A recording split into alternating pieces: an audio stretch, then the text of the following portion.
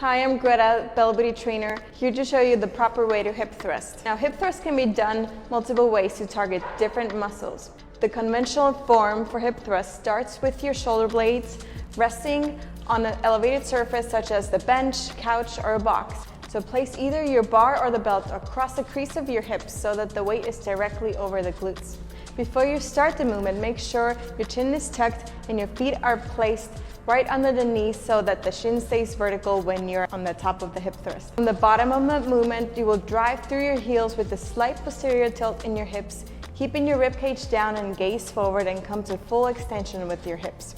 You're going to pause at the top and squeeze your glutes, and then lower your body back to the ground with control. Now, because the peak level contraction of a hip thrust is at the top of the movement, you can make it more glute focused and shorten the range of motion of your reps. This will look different for everyone, but a good way to make sure you're in the right range of motion is to only go down as far as you can using only hip flexion. Once your knees start to come towards you, you're no longer using only hip flexion. And that is how you hip thrust.